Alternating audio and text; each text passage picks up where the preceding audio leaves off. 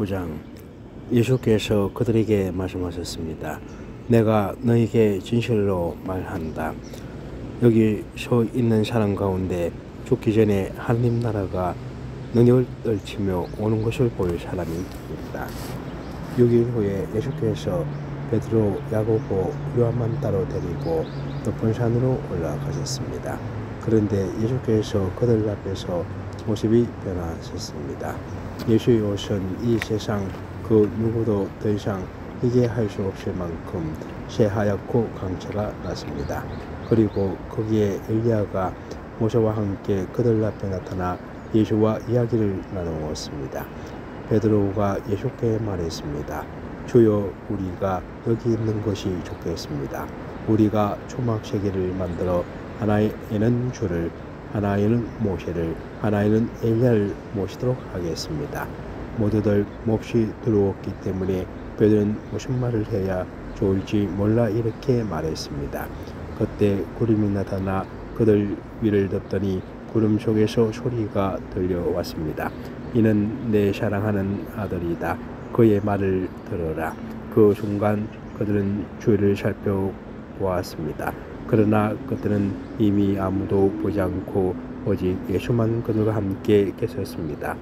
산을 내려오시면서 예수께서 제자들과 단단히 일러두셨습니다. 인자가 죽은 사람 가운데서 살아날 때까지는 지금 본 것을 아무에게도 말하지 말라. 제자들은 이 일을 마음에 새겨두면서도 죽은 사람 가운데서 살아난다는 것이 무슨 뜻인지 몰라 서로 물어보았습니다. 제자들이 예수께 물었습니다.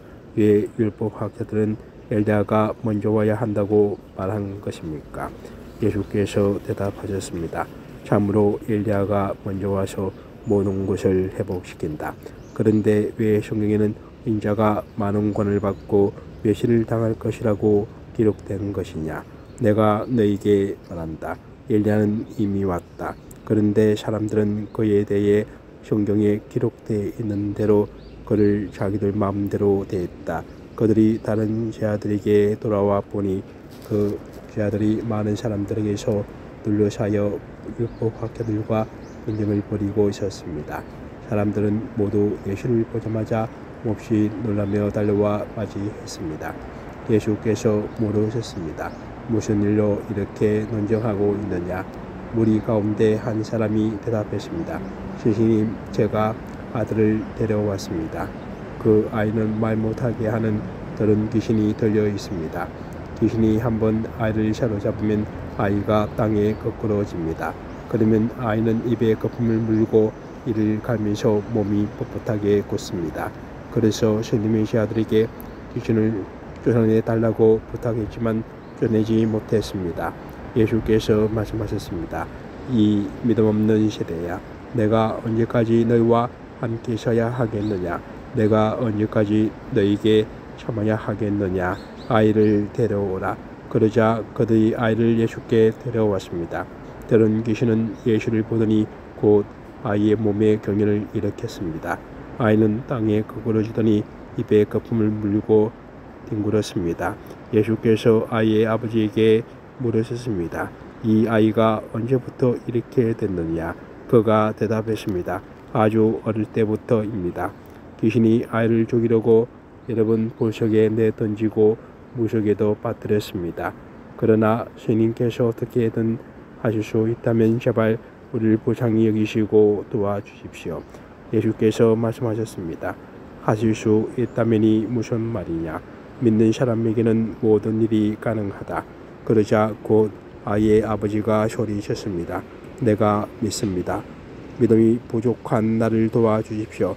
많은 사람들이 이 광경을 보려고 달려오는 것을 보시고 예수께서 귀신을 꾸짖으셨습니다.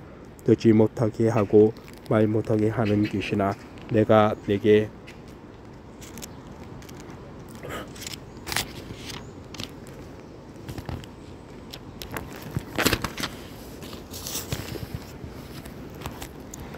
명령한다.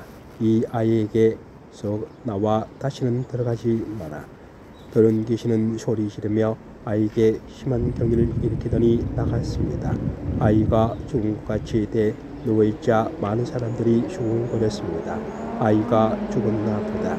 그때 예수께서 아이의 손을 잡아 일으키셨습니다. 그러자 아이가 벌떡 일어나셨습니다. 예수께서 집 안으로 들어가신 후에 제 아들이 따로 물어보았습니다. 어째서 저희는 귀신을 쫓내지 못했습니까? 예수께서 대답하셨습니다. 이런 귀신은 오직 기도로만 쫓아낼 수 있다. 그들은 곳을 떠나 갈리로 지나가게 됐습니다. 그러나 예수께서는 자기 일행이 어디로 가는지 사람들이 모르기를 바라셨습니다. 이는 제 아들이 가르치고 계셨기 때문입니다. 예수께서 그들에게 말씀하셨습니다. 인자는 대반을 당하고 사람들이 손에 넘겨져 죽임당할 것이다. 그러나 3일 만에 다시 살아날 것이다. 그러나 제 아들은 그 말씀이 무슨 뜻인지 깨닫지 못했고 두려워서 예수께 묻지도 못했습니다. 그들이 가버나움으로 갔습니다. 집안에 계실 때 예수께서 제 아들에게 물으셨습니다. 오는 길에 너희끼리 왜 논쟁했느냐? 그러자 제 아들은 말이 없었습니다. 그들은 길에서 누가 가장 큰 사람이냐 하는 문제로 다투었기 때문입니다. 예수께서 자리에 앉으시면서 12제를 불러놓고 말씀하셨습니다. 누구든지 첫째가 되려면 모든 사람의 꼴찌가 돼야 하고 모든 사람을 섬기는 종이 돼야 한다. 예수께서 한 어린아이를 데려와 그들 가운데 세우셨습니다. 그리고 아이를 발로 껴안고 제 아들에게 말씀하셨습니다. 누구든지 내 이름으로 이런 어린아이 하나를 영접하는 사람은 나를 영접하는 것이고 누구든지 나를 영접하는 사람은 나를 영접하는 것이 아니라 나를 보내신 분을 영접하는 것이다. 요한이 말했습니다.